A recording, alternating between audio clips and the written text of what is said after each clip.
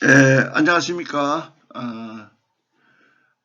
백석대학교 기독교 전문대학원 기독교 선교학과의 2020학년도 1학기 다문화 사회에서의 선교 과목을 이제 진행하려고 합니다.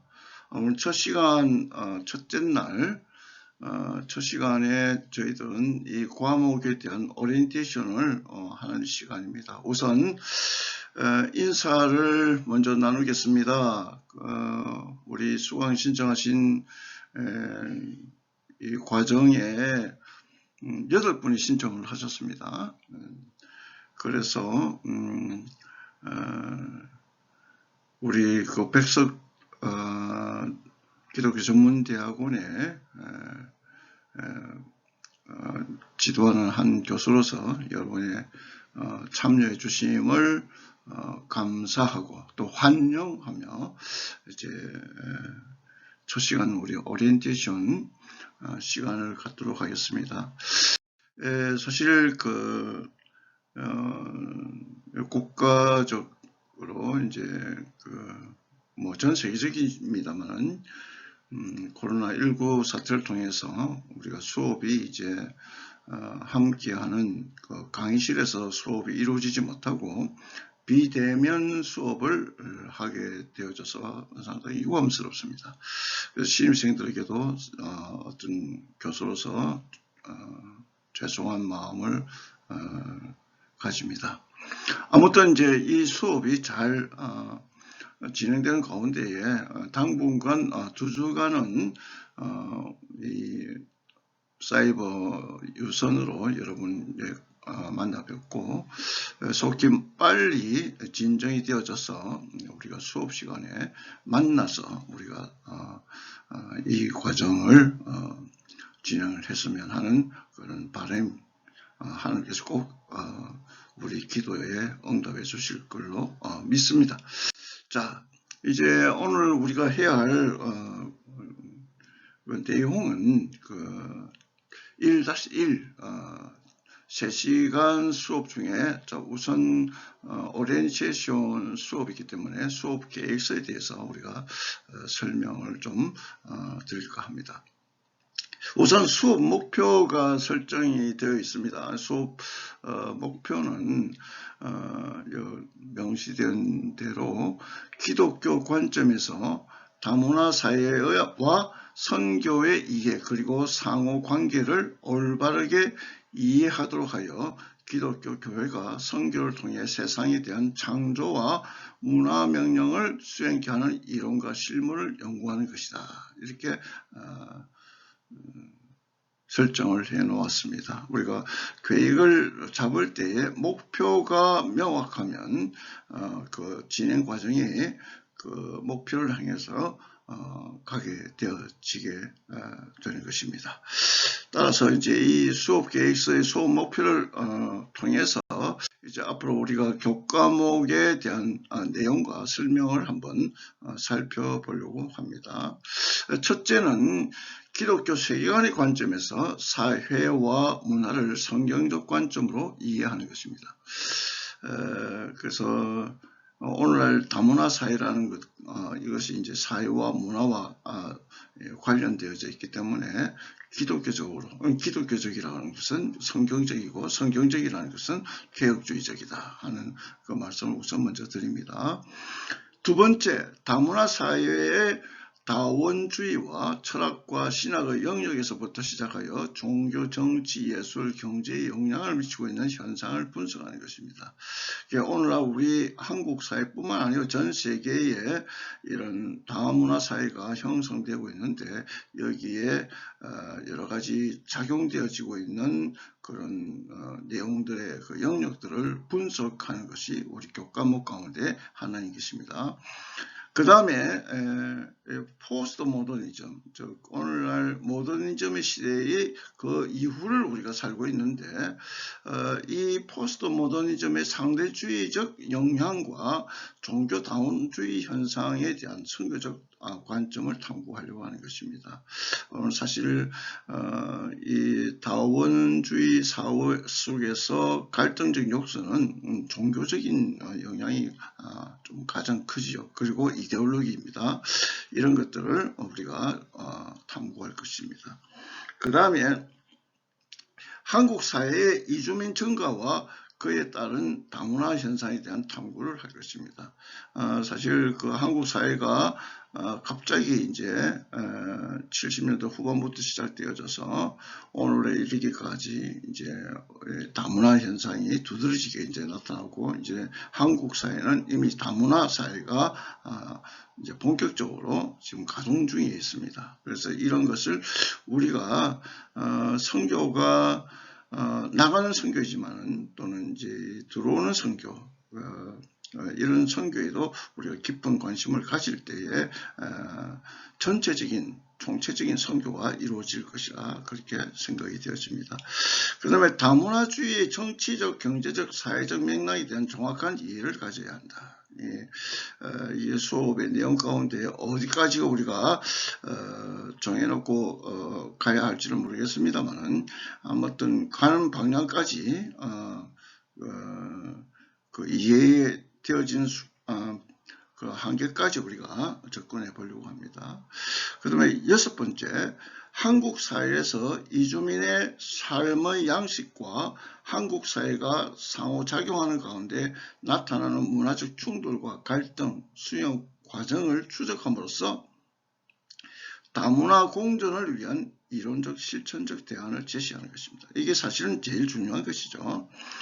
우리가 이제 논문에 들어가야 할 그런 주요 요소들이 아마 이런 부분이지 않을까라는 생각을 해보게 되어집니다. 자, 그러면 그 교과목을 우리가 한번 4가지로 한번 살펴보려고 합니다. 여기에 다문화 교육에 영향을 미치는 다문화 사회의 특징을 이해를 하고요. 그 다음에 외국의 다문화 사회와 선교 방법과 전략의 특징을 이해를 하는 것입니다. 그리고 한국의 다문화 사회 진입 과정과 외국 거주민 등 다문화 집단의 특징을 분석할 수 있습니다. 그 다음에 마지막으로 한국 다문화 교육 과정, 그러면 교육 실태를 파악하고 향후 방향을 설정할 수 있습니다. 이게 모범적인 사례가 되어진다고 한다면 다른 해외에서의 선교지에서도 이렇게 적용되어질 수 있는 그런 근거 마련도 이루어질 수 있을 것이라 그런 생각을 해보게 되어집니다. 자, 그 다음에 이제 우리가 주 교재는 사실 그 명확한 주 교재는 제가 만들지를 못했기 때문에 우선 그 강의안을 여러분 사이버 캠퍼스 공지란과 학습란에 제가 이렇게 주마다 이렇게 조금씩 올려놓겠습니다. 그러면 수업 전에 그것을 읽어보시고 수업과 아울러서 그 내용을 숙지한 다음에 동영상을 듣게 되어진다면 아마 이해력이 좀 더 좋아질 것이고 좀 우리가 쉽게 수용할 수 있는 그런 계기가 마련되지 않을까라는 생각을 해보게 됩니다. 여기 나타나는 그 교재들은 제가 이제 우리 그 도서관이나 시중에 그 서점에서 구할 수 있는 것들, 또 구하지 못하는 것들을 좀 이렇게 선별해서 이렇게 올려놓았습니다. 여러분들이 한번 쭉 살펴보시고, 다 읽지는 않겠습니다. 이런 것들이 있다는 것을 아시고 찾아서 여러분들이 구하시든지 혹은 참고 그 어떤 DPR 같은데 이런 데서 구하셔서 구비해 놓으시면 여러분이 소논문을 쓰실 때도 도움이 되리라 그런 생각을 해보게 됩니다. 자, 많이 이제 올려놨습니다만은 나중에 사이버 캠퍼스에 강의안을 올려놓을 테니까 여러분 염려하지 마시고 계속 진행하도록 하겠습니다. 자, 우리가 주제별 세미나를 이제 발표를 한 예를 통해서 보겠습니다. 보면 우리가 8분인데요. 김영겸 목사님, 차미정 선교사님, 양미성 목사님, 김훈희 목사님, 김종각 권사님, 김진희 목사님, 1학차이신데요. 이미정, 호칭을 뭐라 불러야 될지 몰라서 C라고 하겠습니다. 이미정 씨, 김희진 씨, 이렇게 5학차 2분, 3학차 3분, 1학차 3분, 그래서 8분입니다. 그래서 이제 예를 들어서 이제 14가지가 있는데요. 우리가 다문화 교육에 대한 것들, 다문화 사회의 선교 방법들, 그 다음에 다문화 사회의 진입 과정과 외국인 거주 문화 집단의 특징들, 이런 분석하는 것들, 그 다음에 다문화 교육 과정의 교육 실태 파악하고 방향을 설정하는 것들, 이런 것들이 우리 세미나에 여러분들이 이제 아마 과제를 제출할 때가 되면 이것이 아마 여러분이 나중에 우리 선교학 세미나 발표 때 여기 죄송합니다. 발표가 이루어진다고 한다면 우리 계획주의 생명신학 선교학회지가 있습니다. 거기에 보면 생명과 선교라는 학회지에 게재도 되어지고요. 또 이제 더 이렇게 세련되게 다듬으면 한국 선교학회나 보험주의 선교학회 그 외에 여러 이제 학회에 또 이렇게 제출할 수 있는 논문이 완성될 수 있으리라 봅니다. 그런데 이제 우리가 학기 중에 이제 우리가 하나씩 이제 이렇게 과제 겸 또 우리가 이 수업한 목표가 우리 결실이 맺어지기 되기 위해서는 소논문을 하나씩 이제 쓰시고 발표하고 토론하는 그런 시간을 갖게 될 것입니다. 그래서 이제 이런 내용은 우리가 이제 유선으로 여러분을 만나게 되니까 우리가 참 소통하는데 여러 가지 애로사항이 있습니다만 우선 이런 과정을 여러분이 숙지하시고 자료를 좀 많이 모으시면서 또 이렇게 다시 만나서 수업하는 그때에 순서도 정하고 또 우리가 발표에 대한 명확한 그런 내용도 우리가 논의할 수 있도록 하겠습니다. 소논문은 이 레포트를 제출하는 것이고 그 다음에 발표와 토의도 같이 묶어서 하는 것입니다. 그래서 준비가 되어지면 여러분 이제 어디 가서라도 발표할 수 있는 능력을 키우기 위해서 PPT 형식으로 발표도 하면 좋겠습니다만 어떻게 될지 모르겠습니다. 일단은 결정을 만나서 우리가 결정을 하도록 하고요. 페이퍼는 기본적으로 작성하는 것이고요. PPT는 나중에 선택 과정으로 여러분이 하시면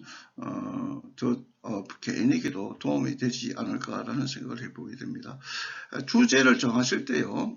개인적으로 다문화 사회의 다양성과 건강한 가족 사례 적용 이런 내용을 주제로 예를 들어서 이렇게 정하시면 거기에 대한 발표를 할 수 있을 것이라 생각이 되어집니다. 자, 그 다음에 이런 평가 지침은 제가 그냥 마련해 봤습니다. 제가 여러분 1학차 때의 논문 작성법 연구 방법론에 준해서 이렇게 한번 해봤는데요. 8개 영역이 있으니까 잘 한번 보십시오. 주제가 명확하고 다양한 아이디어의 발상을 통해서 주제를 선정하였는가, 문제를 정확하게 파악하였는가, 문제를 해결하기 위한 신학적 적용이 적합하였는가, 독창성이 있었는가, 자료 수집 및 교육 내용의 작성과 발표 전반의 조언의 협도 정도는 어떠한가, 제출 시기를 엄수하였는가, 또는 주제에 적절한 내용을 소화하고 이해력이 있는 발표였는가,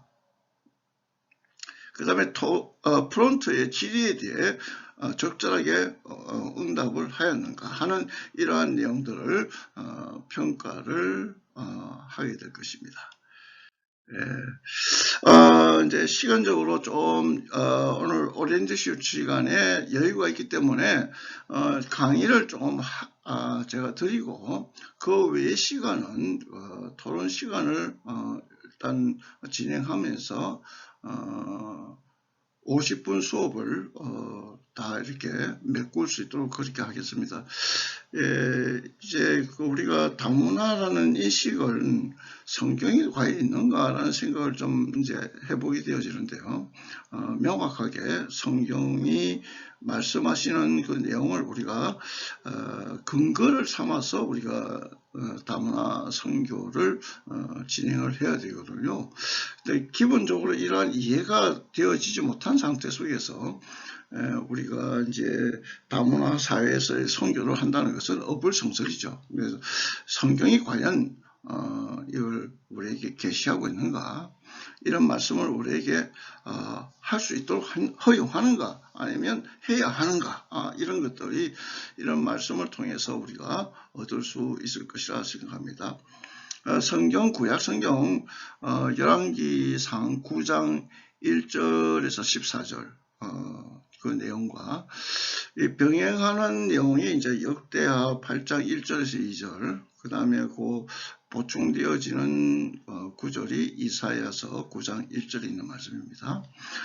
구약 성경이 하나의 그 예언이고 구속 사역에 있어서의 시작점을 출발해서 진행되는 가운데에 이제 예언이 나중에 성취되는 그 지점은 신약에서 이루어지는 것이거든요. 그래서 오래된 약속이 성취되는 것이 신약이고, 또 새로운 약속이 이렇게 되어져서 주님이 이제 재림하실 것을 우리가 기다리는 것이죠. 그래서 마태복음 4장 15절은 이 예언된 구약의 말씀이 성취된 것이라 그렇게 보여집니다. 우선 제가 먼저 읽어보겠습니다. 열왕기상 9장 9절에서 14절에 있는 말씀. 솔로몬이 두 집 곧 여호와의 성전과 왕궁을 20년 만에 건축하기를 마치고 갈릴리 땅의 성읍 20곳을 히람에게 주었으니 이는 두로 왕 히람이 솔로몬에게 그 온갖 소원대로 백향목과 잣나무와 금을 제공하였습니다. 히람이 두로에서 와서 솔로몬이 자기에게 준 성읍들을 보고 눈에 들지 아니하여 이르기를 내 형제여 내게 준 이 성읍들이 이러한가 하고 이름하여 가불 땅이라 하였더니 그 이름이 오늘까지 있느니라. 히람이 금 120달란트를 왕에게 보내었더라. 이 내용의 말씀에 주목되는 것이 갈릴리 땅의 성읍 20곳 그런 내용을 우리가 주목하게 되어집니다. 예, 갈릴리 땅. 근데 역대하 8장 2절 1절에 있는 내용들을 이렇게 보면 솔로몬이 여호와의 전과 자기의 궁궐을 20년 동안 건축하기를 마치고, 여기에 그 후람이라고 되어 있는데 이게 이제 왕상 열왕기상 9장에는 히람으로 되어 있고 역대하 8장 이전에 후람이라고 되어 있습니다. 같은 사람이죠. 후람이 솔로몬에게 되돌려준 성읍들을 솔로몬이 건축하여 이스라엘 자손에게 거기에 거주하게 하니라. 사실 그 열왕기상 5장에 보면요, 히람이 평생에 다윗을 사랑하였습니다. 히람은 그 다윗과 굉장히 좋은 친분을 돈독히 했던 그 왕입니다.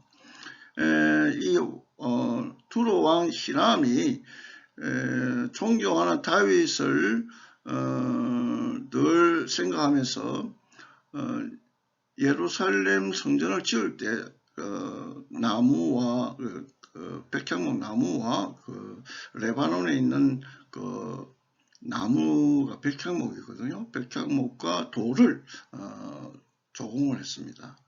근데 다윗이 이제 승화하고 나서 그 아들 솔로몬 뒤에 이제 성전을 짓게 될 때 그 성전을 지을 때까지 그 백향목과 잣나무와 이런 것들 뭐 돌, 금 뭐 이런 것을 제공했던 거예요. 그래서 상당히 그 히람은 다윗과 좋은 관계를 맺었으나 그 다윗의 그 어떤 섬기는 하나님을 알게도 되어졌고 또 그의 아들 솔로몬을 통해서도 상당한 돈독한 관계를 가지게 되었습니다. 그래서 그 이후에 이제 성전 20년 뒤에 왕궁도 짓고 성전도 짓게 되어지죠. 그렇게 이제 열왕기상 5장이나 1절에서 7절, 8절의 내용을 쭉 제가 읽지는 않겠습니다만은 이 내용들을 통해서 우리가 그 솔로몬 성전이 지어지는 모습을 우리가 이해할 수 있습니다. 그런데 나중에 이제 다 짓고 난 뒤에 솔로몬이 늘 해마다 보상으로 뭐 음식물도 주고 또 이렇게 기름도 주고 했습니다. 근데 나중에 다 짓고 나면 실질적으로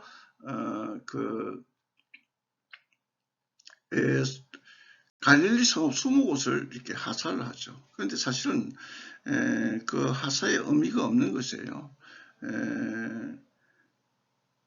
그 히람은 레바논을 가보시면 알지만은 레바논은 어떤 면에서 굉장히 비옥한 곳이거든요. 바다를 끼고 있고요. 그리고 거기에는 풍부한 그 농업 자원, 여러 가지 그 자원이 많은 곳입니다. 그런데 왕으로서 레바논도 관리하기가 힘든데 이 갈릴리 성읍을 20곳을 준다고 했는데 선뜻 받을 수는 없었던 것이죠. 관리하기도 힘들고요. 또 그리고 그 가불 땅이라는 그 자체가 가불은 그 구릉지라는 말입니다. 그래서 실질적으로 어떤 면에서 그 가불은 별 매력이 없는 땅이에요. 그런 의미에 있기 때문에 오히려 실질적으로 그 히람은 거부를 했죠. 돌려줬어요. 돌려주는데 솔로몬이 혹 오해라고 좀 분이 날까봐, 분이 나면 오히려 더 큰 왕국이 또 이렇게 공격하고 하면 어렵지 않습니까? 그래서 오히려 거기에 이제 대신 주는 대신 그 돌려주는 대신 그 달란트를 오히려 같이 그 돌려주는 땅과 함께 이렇게 보냅니다. 그런 의미가 성경 속에서 나타나고 있어요. 이 역사적 이해를 통해서 보면 갈릴리 지형의 조건이 별로 좋지 못해요. 그런데 나중에 솔로몬이 이제 제대로 성읍을 잘 관리하고 나서는 아주 좋아집니다. 점점 좋아지는 그런 모습이 성경에도 보여집니다만 이렇게 해서 후람이 이제 돌려주고 나서 이 가불 땅은 사실 그 자체가 쓸모없는 땅이에요. 쓸모없는 땅인데 이게 비옥하게 이제 관리하기 힘드니까 돌려줬다고요. 자, 이게 사진을 보시면 여기 비옥한 그 갈릴리를 끼고 있는데요. 이 뒤에는 구릉지고 이게 아주 돌산이고 아주 그렇습니다. 그러나 이제 개간이 되어지면 지금으로 보면 이건 좋은 땅이지만은 그 당시에는 관리하기가 힘들었던 것입니다. 자, 그러면 우리가 이 갈릴리에 대한 편견과 선입견을 가지고 있었는데요. 우리가 보면 갈릴리에 대한 그 예언이 있고요. 성취가 있어요. 자, 이사야 9장 1절에 보면 전에 고통받던 자들에게는 흑암이 없어지로다. 옛적에는 여호와께서 스불론 땅과 납달리 땅에 멸시를 당하게 하셨더니 후에는 해변길과 요단 저편 이방의 갈릴리를 영화롭게 하셨느니라. 흑암에 행하던 백성이 큰 빛을 보고 사망의 그늘진 땅에 거주하던 자에게 빛이 비치도다. 이 흑암의 땅, 바로 이게 이방 갈릴리예요. 근데 나중에 이 영화롭게 하셨느니라 이렇게 예언을 주셨어요. 그것이 나중에 점진적인 주님이 오셔서, 주님이 메시아로 오셔서 하나님의 나라가 이 땅에 시작되어지고 점점 확정되어지는 그런 구속 역사의 진행의 모습을 보여주고 마지막 성취되어지는 것이 그 마태복음 4장 15절에 그 내용이 나타납니다. 이 신약 성경 4장 15절에 어떤 말씀이 있는가 하면 스불론 땅과 납달리 땅과 요단강 저편 해변길과 이방 갈릴리야 하는 그런 내용이 나타납니다. 이게 무슨 말인가 하면 이사야 9장 1절 2절에 있는 내용의 말씀이 예수님이 오시면서 마태복음 4장 15절에 이 말씀을 반복하고 성취되어졌다는 것을 말씀하고 있는 거예요. 그런데 우리가 주목할 수 있는 것이 여기에 이방 갈릴리라는 말이에요. 그냥 갈릴리가 아니고 이방 갈릴리입니다. 역사적으로 볼 때 이 갈릴리는 압수르의 점령을 당해서 그 무기뚜 지방이 편입되고 그리고 이스라엘과 완전히 분리되어졌던 것이 733년에 주전. 그 다음에 자기 재산을 차지했기 때문에 배척되어졌어요. 이게 외국인 노동자들의 그러한 딴 데 있다 온 사람들이 나중에 이 갈릴리로 오면 일자리를 빼앗는단 말이죠. 지금 우리나라도 보면 이주 노동자들이 우리나라에 오면 젊은 청년들이 일자리가 빼앗겼다 하는 그런 생각을 가지지 않습니까? 바로 그러한 것들이 이 구약 시대의 갈릴리에 대한 어떤 그 이해관계가 여기 얽혀져 있는 겁니다. 그 다음에 이게 멀리 떨어져 있던 사람들이 다시 들어오니까 이게 뭐예요? 불법 체류자들이에요. 그러니까 이 법도 모르는 거예요. 이 막 법을 무시하고 상류층과 하류층이 나눠져요. 그게 하류층 백성을 암하르자라고 하는데 이게 참 도덕성도 부족하고 좀 어떻게 보면 좀 문화적으로 약간 상류층의 사람들이 볼 때는 좀 낮게 보는 멸시의 대상이 되는 거예요. 토라가 아주 너희들 저주한다. 뭐 이런 뜻이 여기에 담겨져 있는 사회 체제가 여기에 있는 것입니다. 그러니까 뭐 법을 지키지 않는 사람은 공동체에서도 제외되는 거죠. 그 다음에 지역적 차별과 배타가 있었던 거예요. 오늘도 보면 3D에 일하는 사람들, 가난하고 무식한 지역의 출신들을 말하지 않습니까? 이 갈릴리인들은 잡종, 혼혈인들이에요. 천시하는 그런 결정적인 계기가 있는 거예요. 근래에 이제 그 아파르테이트라는 것이 남아공에서 철폐가 되었습니다. 이 인종 분리 정책이에요. 이런 것들이 현대에도 종속이 되어져 있는 모습들을 보게 됩니다. 오늘날도 이 더러운 일, 어려운 일, 위험한 일을 하기 싫어서 저들에게 맡기는 이런 사회가 바로 오늘 우리의 사회지 않습니까? 이런 모습을 우리가 보게 되어집니다. 그 다음에 체제에 도전을 주고 안정을 해치는 자들 배척이 돼요. 그 집단 행동하는 외국인들 또는 갈릴리 쌍놈들이 소굴이다. 그래서 이제 억울하니까 반란자가 되어지고 불순분자로 되어집니다. 이게 이제 아마 그 당시에도 이런 의식들이 있었고요. 또 낮은 자를 도움다하면서 그 당이 형성되는데 그게 진로체예요. 진로당, 열심당인데 이게 예수님이 아마 메시아라고 인정받기 전에 이들은 아마 정치적인 예수님을 열망했던 것이죠. 그래서 정치적으로 회복을 일으키기를 원했는데 사실은 예수님은 그런 분이 아니었죠. 그런 부분이 이제 여기에 담겨져 있다는 것을 우리가 또 보게 되어집니다. 그 다음에 통제받아야 할 대상이 외국 노동자다.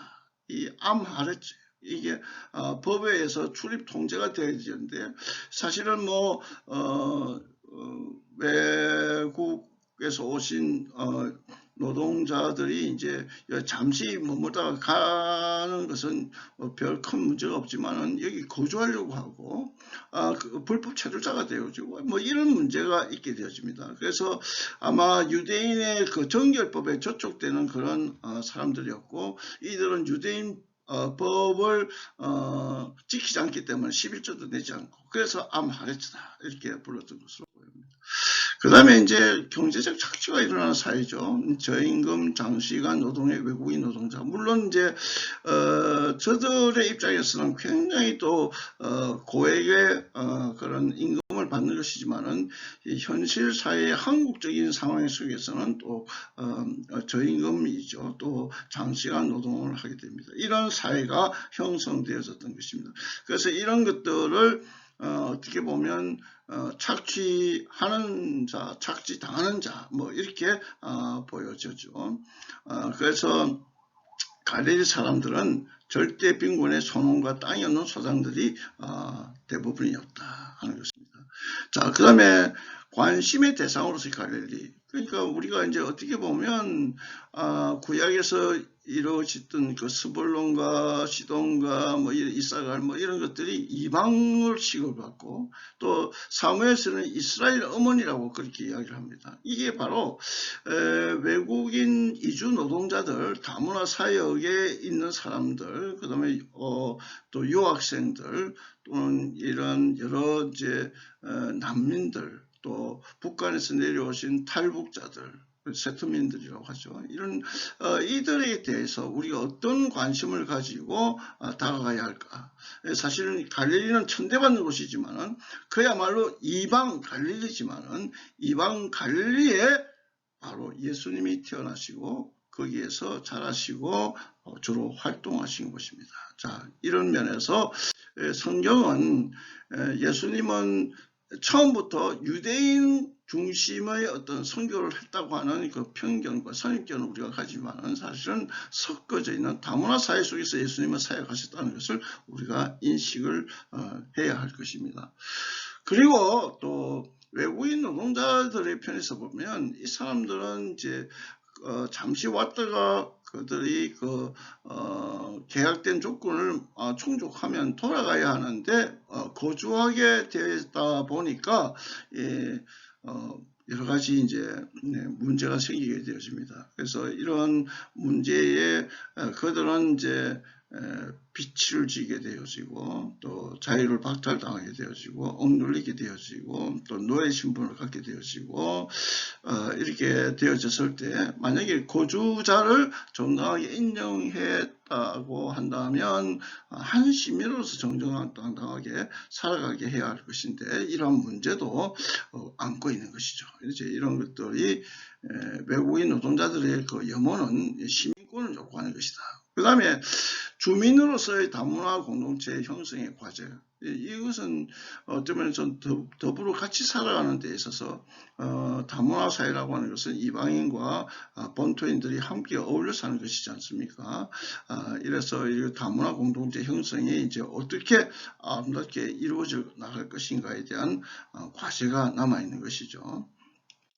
자, 그 다음에 예수님이 그래서 이제 본인도 그 사역을 하셨지만은 오늘날 우리에게도 간절한 부탁을 하시는 것입니다. 이 외국인 노동자 선교, 다문화 선교, 뭐 이런 선교를 우리에게 요구하십니다. 갈릴리는 예수님이 그의 고향 나사렛에서 처음 밝힌 소명을 밝힌 것이죠. 누가복음 4장 18절에 나타나요. 그리고 예수님은 갈릴리 출신으로서 멸시받으며 죽어갔던 것입니다. 그래서 형장이 끌려갔을 때도 예루살렘 사람들이 너도 갈릴리 사람 예수와 함께 있었도다 이렇게 이야기할 때 그 베드로도 부인했습니다만, 그렇게 인식이 바로 너는 갈릴리 사람이라고 사람들은 알고 있었다. 너도 갈릴리 사람이 참으로 그 도단이다. 같은 부류의 사람이다. 라는 인식이 그들에게 만연되어 있었다는 것을 성경은 말해줍니다. 이런 비난이 그 내용을 잘 반영해 준다고 볼 수 있습니다. 자, 다시 본문으로 돌아오면 마태복음 4장 15절에 스불론 땅과 납달리 땅과 요단강 저편 해변길과 주목할 그 말씀, 이방의 갈릴리요. 그런데 흑암의 앉은 백성이 큰 빛을 보았고 사망의 땅과 그늘에 앉은 자들에게 빛이 비치었도다 하였나이다. 이 말씀을 주셨습니다. 자, 오늘 우리에게 아주 명확한 말씀이 된다고 생각되어집니다. 여러분 어떻습니까? 우리에게 주시는 귀한 말씀을 보면 예수님은 십자가 죽음을 앞두고요. 나는 살아서 제자들보다 먼저 갈릴리로 갈 것이다 선언하셨어요. 예루살렘이 아니라 갈릴리에서 만나자고 부탁을 하십니다. 그 21세기 국경 없는 시대를 맞아서 우리의 선교의 자리가 어디여야 하는가에 대한 진지한 물음을 지금 우리가 해야 할 필요가 있습니다. 그래서 예수 그리스도께서 지상에 오신 역사적 사실은 세상의 참 소망입니다. 자, 이런 사실들 우리가 깨우치고요.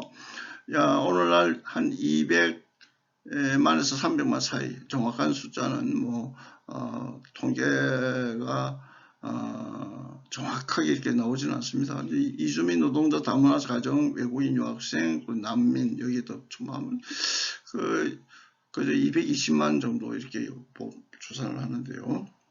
강원도 도민이 153만 7천 명 정도예요.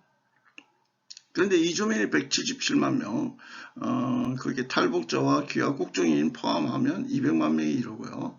국내 대학교에 236개 국가에서 그 국내 대학에 236개 국내 대학에 이렇게 유학생을 온 사람이 16만 165명이에요. 그래서 이제 외국 학생이 1045개 캠퍼스에서 공부를 하고 있습니다. 이제 이런 학생들이 있는데 오늘 한국 교회가 다문화 선교에 큰 관심을 가져야 할 분야이고 다문화 사역을 위한 소명을 가진 자들이 많이 나와야 합니다. 그리고 이들을 위한 교회 설립하는 목회자가 많이 나오고요. 이들을 환경을 극복하게 해줄 그런 복지 선교사나 다문화 가정의 아이를 위한 교육, 유아 교사 선교사, 또 그를 위한 상담 선교사, 탈북민 선교사, 세트민 유학생 선교사, 우리 가운데는 이런 지도자 양성하는데 여러분 연구 많이 하셔서 아주 중요한 사역자들이 또 우리가 우리 학교를 통해서 배출되어지고 학예를 받고 나아가시는 그러한 축복이 있기를 또 빌면서 이 빨간 글씨로 쓰여있는 것을 제가 한번 읽겠습니다. 여러분이 예수님의 빛처럼 주께서 비춰오신 예언과 사역을 성취하신 사역과 말씀을 다시 예수님 오시기까지 이어가는 여러분들이 되시기를 기원합니다. 예. 자, 오늘 수업을 여기서 이제 마무리를 할까 합니다. 여러분, 수업은 이제 1-1을 오늘 마칩니다. 1-2를 통해서 여러분 계속 진행이 되니까 여러분 계속해서 그 유선 그 인터넷을 통해서 사이버 강의를 계속 진행해서 시청하시기를 바랍니다. 다음 시간에 또 뵙도록 하겠습니다. 안녕히 계십시오.